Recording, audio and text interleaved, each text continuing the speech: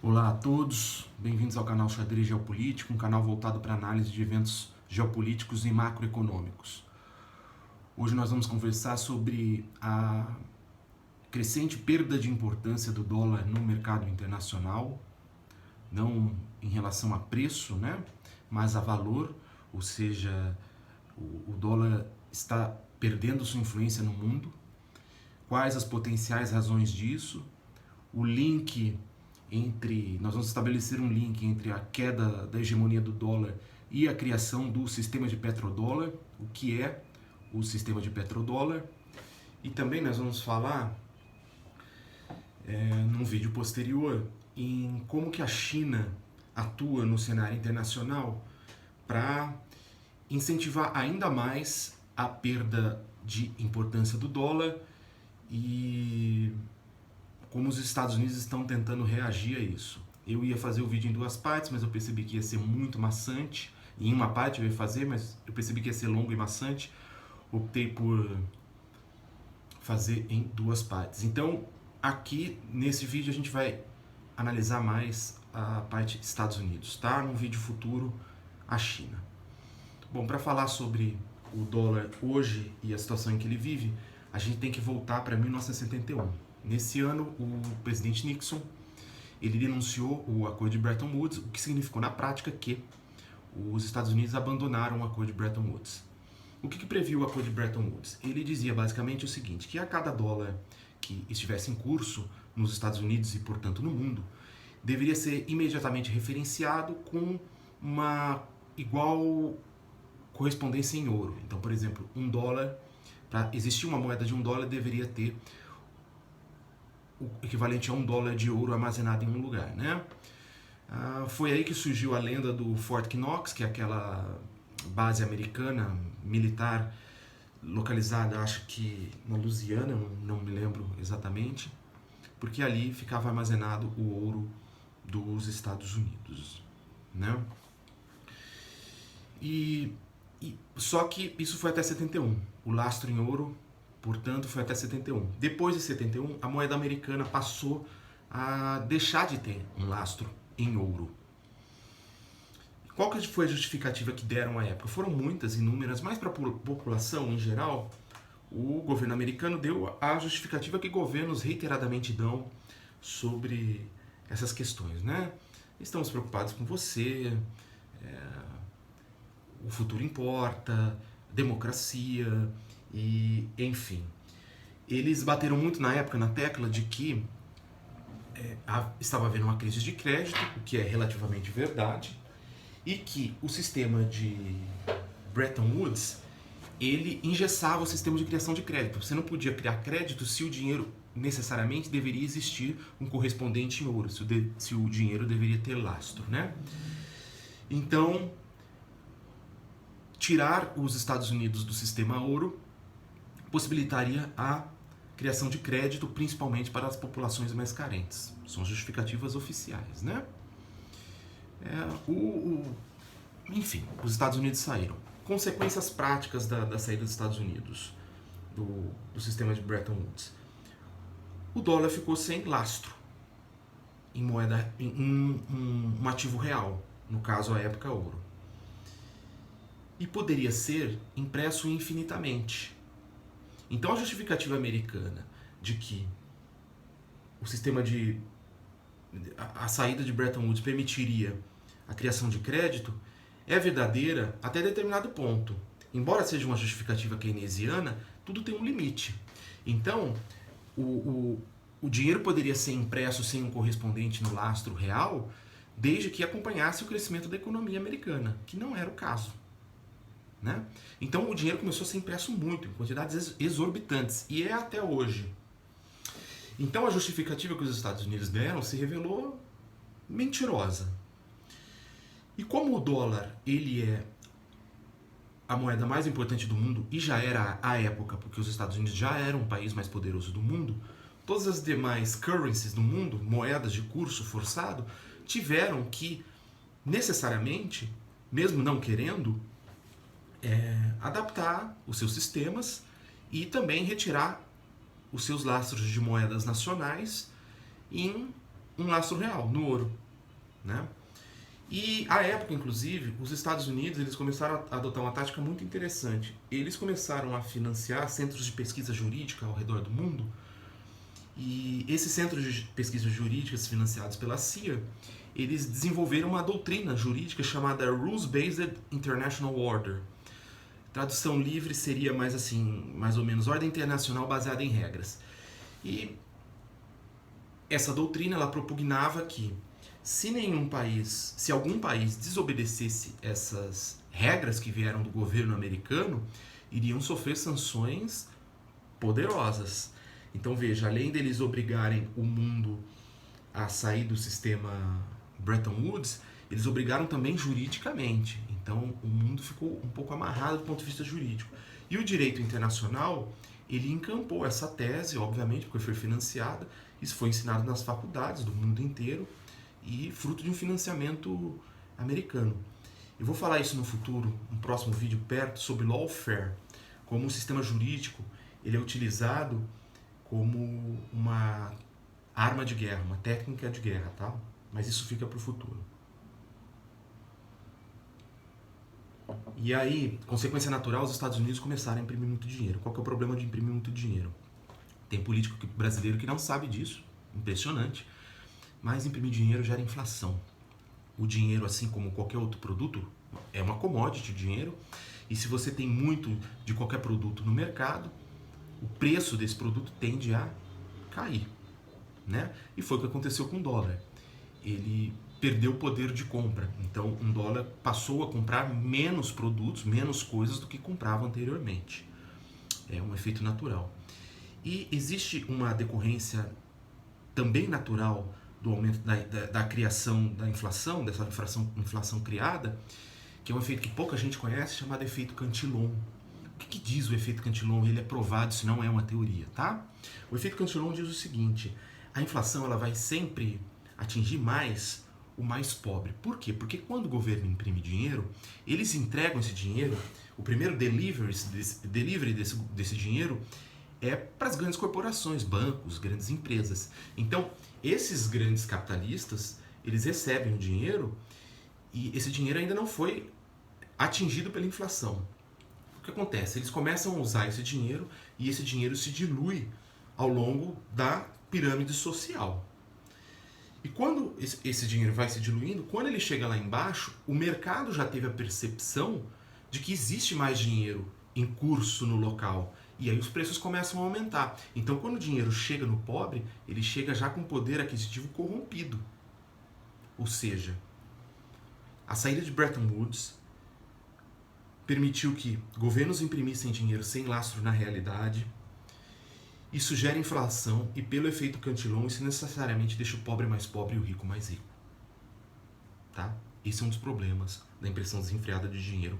Esse é um dos motivos pelos quais surgiu o Bitcoin, que é uma moeda criptográfica que tem lastro e ela é deflacionária. Então, no long term, no longo prazo, ela tende a se valorizar.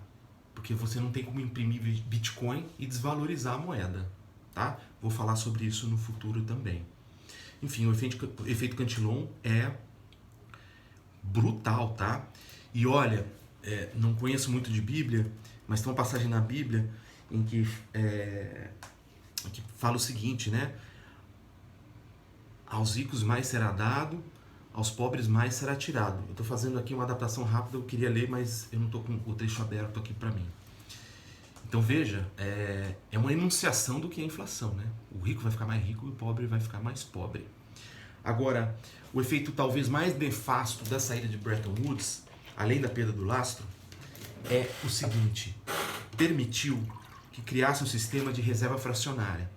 E eu vou te falar, a minha opinião, que foi o verdadeiro motivo para a saída de Bretton Woods.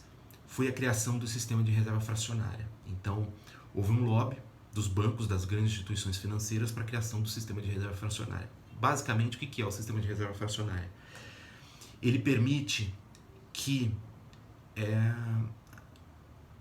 boa parte do dinheiro do mundo seja utilizado virtualmente em operações que remuneram bancos. Então você, por exemplo, você vai entrar na sua conta e vai encontrar um valor, por exemplo, 10 mil reais. No fundo, os bancos usam 9 mil para realizar operações bancárias entre bancos ou com outros clientes que remuneram o próprio banco. E os 1.000 é o verdadeiro dinheiro que você tem de disponibilidade imediata. Então veja, 90% do dinheiro do mundo, é surreal isso, mas é verdade, tá? O 90% do dinheiro do mundo ele não é real, ele é virtual. Qual que é a consequência prática disso? Se por algum motivo houver uma corrida aos bancos, não vai ter dinheiro para todo mundo. Alguém vai ficar sem sacar dinheiro. Então, se por alguma crise institucional, crise no sistema financeiro, houver corrida aos bancos, que foi aconteceu, por exemplo, na crise do subprime em 2009, não vai ter dinheiro para todo mundo, tá? É bom entender que isso é a base do sistema financeiro ocidental. É base, tá? É assim que funciona no mundo inteiro.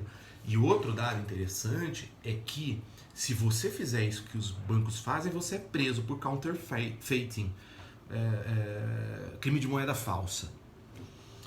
Então veja, qual que é o discrimen válido para você não poder fazer, mas banco poder fazer? Se alguém achar essa resposta, pode escrever, tá? Eu não achei até hoje. Enfim, é a base do sistema financeiro ocidental, e se você fizer isso, você vai ser preso. E se você pegar um dado fático, eu não tenho como mostrar aqui, mas dá para procurar, a desigualdade social nos Estados Unidos ela cresceu muito a partir de 71. Então o rico fica mais rico a partir de 71 e o pobre fica mais pobre nos Estados Unidos a partir de 71. Decorrência imediata de Bretton Woods, né, da saída de Bretton Woods. Um dado interessante é que o Richard Nixon, ele logo depois de sair de Bretton Woods, ele sofreu um processo de impeachment derivado do escândalo de Watergate. Mas a coincidência é tão grande que faz alguns analistas geopolíticos pensar o seguinte: será que não foi um escândalo plantado, uma false flag, para tirar o presidente que já tinha cumprido com a agenda do mercado financeiro transnacional? É de se pensar, né? Para quem não é familiarizado com o caso, houve uma denúncia de que o partido do Nixon, republicano, estava espionando escritórios do Partido Democrata e representações de políticos democratas nos Estados Unidos. E foi um escândalo, enfim, eu estou resumindo a história, mas algo que colaborou muito para o desenvolvimento de Watergate foi o depoimento de uma testemunha anônima chamada Garganta Profunda, Deep Throat. Isso foi levado a cabo, o Nixon acabou não sendo empichado, ele pediu renúncia um pouco antes, mas ficou com essa nódoa na carreira dele, né? E 30 anos depois, foi se descobrir que o Garganta Profunda era um cidadão chamado Mark Felt. E Mark Felt era da cúpula do FBI. Então veja, algo que teria, na verdade, um caráter político, que seria a atividade ilegal de espionagem contra membros do Partido Democrata, no fundo tinha envolvimento de uma instituição americana, policial. O que leva a crer, é um indício, né, de que houve alguma mancomunação e talvez o escândalo tenha sido criado para tirar o Nixon, já que ele já tinha cumprido com a agenda dele, né? E ele seria substituído por um presidente bem fraquinho. Mas isso é uma outra história. Enfim, saíram de Bretton Woods e começaram a imprimir dinheiro como se não houvesse amanhã, né? É interessante também notar o seguinte. Nossa, eu bebi água na garrafa, eu queria pagar de educado aqui, mas falhas. É interessante analisar o seguinte: existe uma outra consequência da saída de Bretton Woods, do fim do laço sem ouro, é que é o seguinte: é da natureza do sistema democrático a troca de governantes, né? Legislativo e executivo. Então, o sistema de impressão a rodo de dinheiro sem limites ele incentiva condutas irresponsáveis, porque o governante X que está no poder hoje, ele imprime dinheiro, imprime dinheiro, imprime dinheiro, e as consequências daquela conduta, que são a inflação, o aumento da pobreza, o aumento da desigualdade social, o aumento do spread bancário, isso só vai ser sentido para o governante seguinte, o governante Y. Então é um regime de irresponsabilidade. Então eles conseguiram criar uma arma financeira que dentro do seio democrático, do sistema democrático, ela é potencializada. Tá? Aí eu te pergunto, será que é uma coincidência o fato dos Estados Unidos saírem pelo mundo bradando a necessidade de democracias? Nós vamos discutir isso porque tem outros aspectos envolvendo a ânsia democrática dos americanos, mas enfim, é para se pensar, tá? O Iraque foi invadido sob essa alegação, a Líbia foi, a Síria foi, a Somália foi, o Sudão foi, é sempre em prol da democracia. A Guerra dos Balcãs teve um fundo de levante democrático. Essas revoluções coloridas que nós tivemos ao longo dos anos aí, Primavera Árabe, Revolução Colorida na Ucrânia em 2014, o Maidan, enfim, veja como o sistema de impressão desenfreada de dinheiro, ele é potencializado num sistema democrático, tá? Enfim, os Estados Unidos continuaram com essa conduta até que uma intercorrência aconteceu. Foi a crise do petróleo de 73. O que aconteceu nessa crise do petróleo? Israel entrou em guerra com alguns países na guerra do Yom Kippur. Tá? Enfim, Israel venceu a guerra e o mundo árabe ficou muito revoltado com os acontecimentos envolvendo a guerra do Yom Kippur. E nessa época, a OPEP já era uma organização forte. Para quem não sabe o que é a OPEP,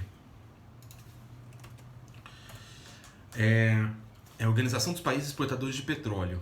Tá? Foi fundada em 60, acho que no Iraque, e é uma organização que contempla os maiores produtores de petróleo. Enfim, nós tivemos a guerra do Yom Kippur, os israelenses venceram e a OPEP já era poderosa. E essa época, a OPEP era liderada por um homem brilhante chamado Ahmed Zaki Yamani. Ele era um sheik saudita, inteligentíssimo, cultíssimo, um cara completamente fora da curva. E o Yamani, ele teve uma ideia. O que ele fez? Vamos sabotar os países que apoiaram a aliança com Israel na guerra do Yom Kippur. Perfeito? Então ele impôs um embargo a essas nações que apoiaram Israel na guerra do Yom Kippur. Isso fez o preço do petróleo disparar. Foi lá para cima. A iniciativa ela agradou tanto os petroestados, que tinham o petróleo como sua principal fonte de receita, tá? Quanto outros países que eram oponentes dos Estados Unidos e viram os Estados Unidos numa situação delicada, né?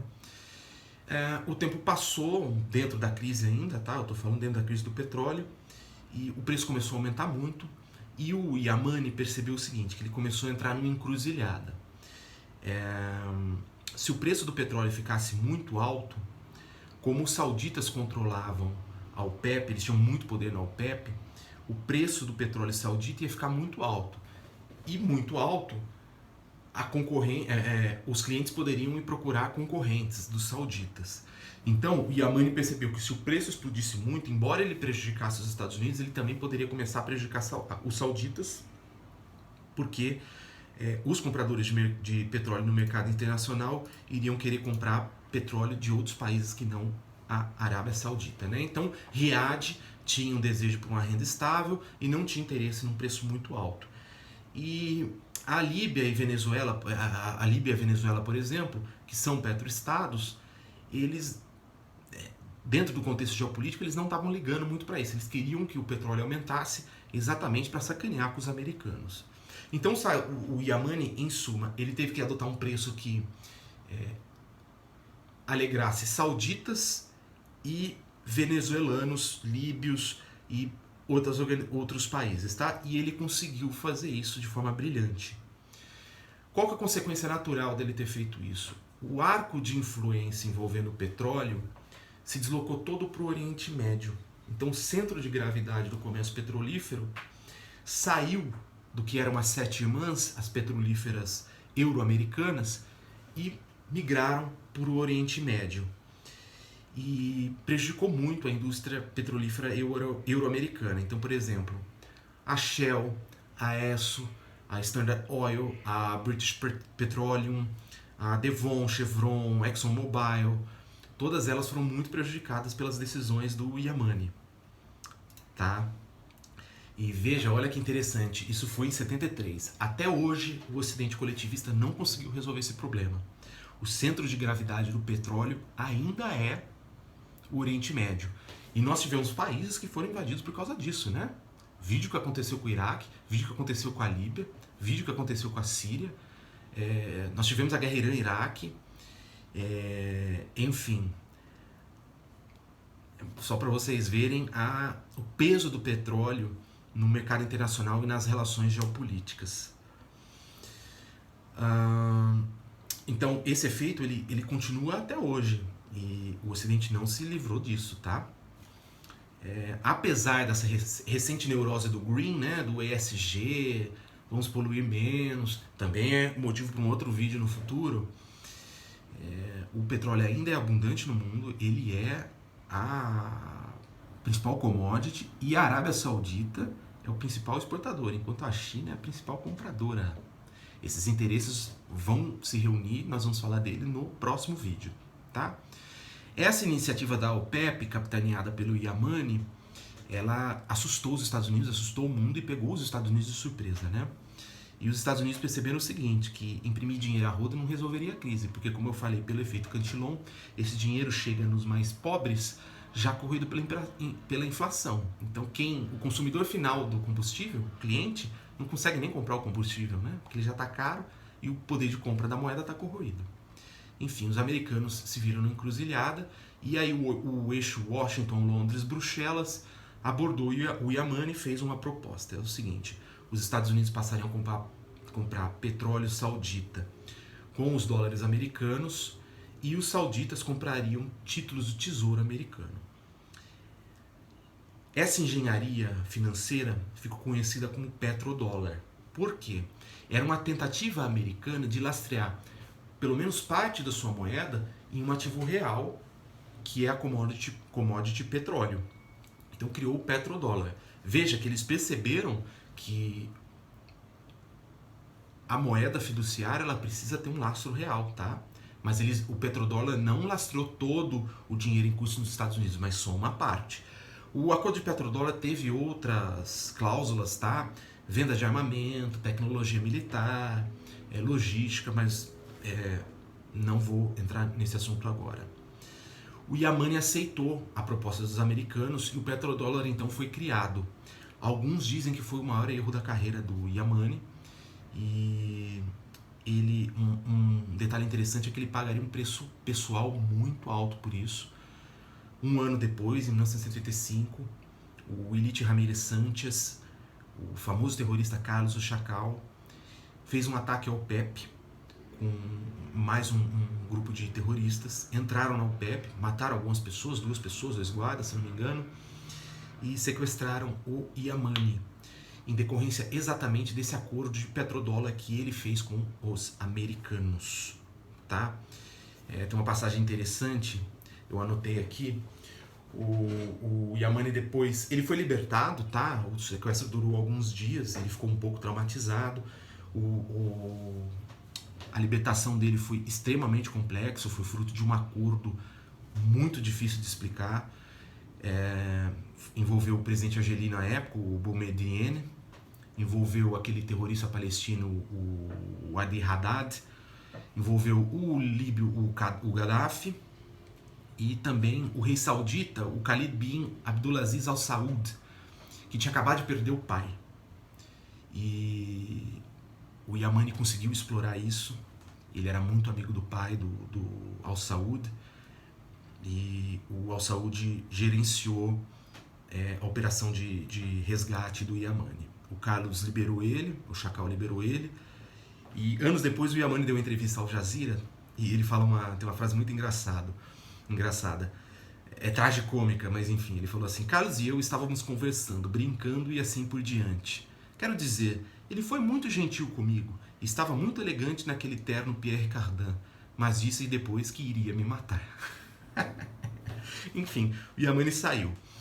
E olha que interessante, o Yamani era fora de série. Procure a história desse cara, Sheikh Ahmed Zaki Yamani. Ele é considerado até hoje um herói saudita. Depois que ele saiu do resgate, ele conseguiu ainda, no curso dos acordos de petrodólar, que existem até hoje, ele participou de um processo que começou, um processo político dentro da Arábia Saudita, que ele começou a excluir, a expulsar as petrolíferas americanas que atuavam em território saudita. Então o cara era tão bom que ele conseguiu chutar os americanos da Arábia Saudita, manter o acordo de petrodólar e fazer com que os americanos não revidassem. E detalhe, quando ele fez o embargo lá do óleo em 73, ele foi o primeiro líder na história que propôs um embargo contra os Estados Unidos, teve sucesso e prejudicou os Estados Unidos. E a mãe era fora de série.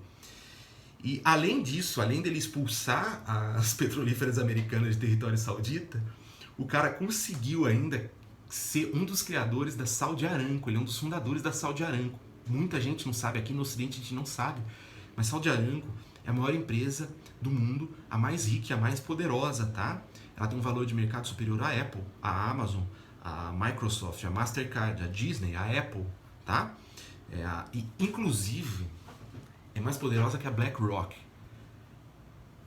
e a Vanguard, que são os dois maiores fundos do planeta.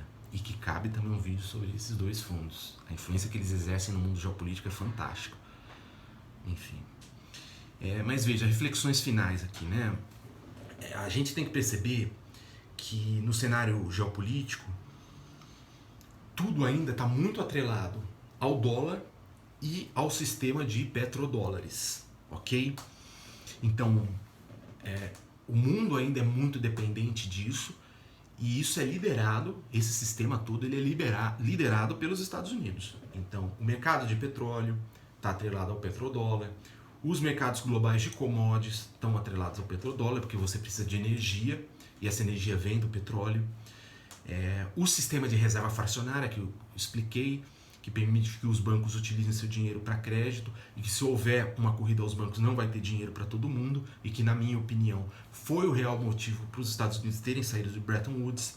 Também está atrelado ao poder americano envolvendo o petrodólar o efeito Cantillon, que induz a formação de inflação e deixa o pobre mais pobre, o rico mais rico, e aumenta a desigualdade social, né? Então tudo isso, esse pacote, ele está ligado ao papel do dólar americano como moeda de reserva mundial. Então veja, se você for ver bem, o dólar ele virou uma arma.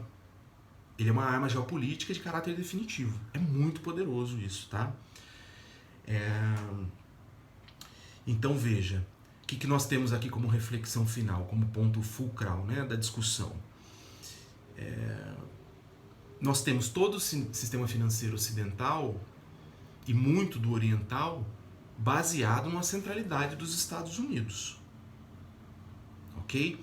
Então, é interesse dos oponentes dos Estados Unidos rechaçar essa ordem estabelecida, acabar com essa ordem estabelecida. Então, aí, umas reflexões que eu faço. Dentro desse sistema de petrodólar, a Arábia Saudita, ela é um país soberano? Pensa. Será que eles têm realmente autonomia política e estratégica para decidir os futuros do país? Né? Para quem não conhece muito a Arábia Saudita, é um estado assim o Farinas define como um Estado que ainda vive na Idade Média, né? Então você tem penas de mortes brutais lá. Eu não gosto de falar muito disso porque eu não gosto de ofender outras culturas, eu acho importante entender que existem outras culturas, mas, por exemplo, a Arábia Saudita não é um país democrático. E os Estados Unidos não fazem guerra em favor da democracia dentro do território saudita, né? Então veja, será que os sauditas realmente eles são soberanos ou eles são eles estão tão dentro do arco de influência americano que já não conseguem mais ter autonomia, né? Por exemplo, o Irã é um país que ele é relativamente independente desse sistema de petrodólar. Será que é por isso que os Estados Unidos classificam os iranianos como membros do eixo do mal? Tentam sabotar o programa atômico iraniano, falando que eles vão tentar destruir Israel, embora os próprios iranianos falem que se conseguirem bomba atômica vão tentar destruir Israel. Será que é por causa disso que os americanos insistem tanto numa mudança de regime em Teherã?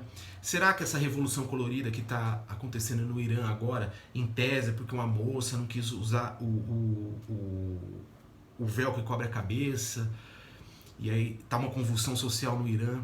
Será que isso é legítimo ou isso é fruto de uma influência americana induzida em território iraniano? É de se pensar, né? Os sauditas, por exemplo, eles conseguiriam se libertar dessa amarra do petrodólar? E o que aconteceu com o Iraque? A justificativa inicial de invasão do Iraque foi as armas de destruição em massa, né? Mas depois que descobriram que não tinha mesmo, né? Aí se converteu em manifesto em prol da democracia. A mesma coisa aconteceu com o Gaddafi. E nós temos diversos exemplos aí na história que esse arco de influência americano exerceu uma interferência poderosa, né? Então teve o caso do Vietnã, clássico, as guerras que o governo americano fez na América Central nos anos 80, né? Os panamenhos, enfim, tem a causa cubana, enfim, são várias. Mas enfim, por que eu estou falando isso? É para mostrar para vocês que existe aí um arco de influência americano poderoso, tá? E nem sempre eles estão alinhados com o melhor interesse de cada nação. Então, como aqui a gente reflete sempre sobre o que é melhor para o Brasil, eu peço para que a gente reflita sobre um alinhamento automático com os americanos ou com qualquer outro país, tá? Então o Brasil tem que começar a perseguir os interesses dele, nosso, né? Nação brasileira. E não os interesses automáticos dos americanos, ou dos russos, ou dos chineses, ou de quem quer que seja. Enfim, todo esse sistema de petrodólar, ele, como eu disse, ele baseia a economia mundial e os oponentes dos Estados Unidos querem destruir com isso. Perfeito? Então veja, Moscou e Pequim perceberam esse movimento e a importância do petrodólar. Então no próximo vídeo nós vamos ver como que Rússia e China alinharam interesses no intuito de dissolver essa estratégia americana, tá? E como os próprios americanos acabaram se sabotando. Algumas condutas da política externa americana acabaram prejudicando ou o próprio Estados Unidos, ou, melhor dizendo, a população americana, né? Os Estados Unidos vão bem e a população americana. Essa é a reflexão que fica. E nós vamos ver também, depois que a Rússia e a China detectaram esse problema com o petrodólar, a influência do petrodólar no mundo, o que eles estão fazendo, quais as estratégias que eles estão adotando para instituir um novo sistema. Os russos baseados no petro-rublo e os chineses baseados no petro-yuan. Mas isso vai ficar para um próximo vídeo. Obrigado pela atenção e bom trabalho a todos. Obrigado.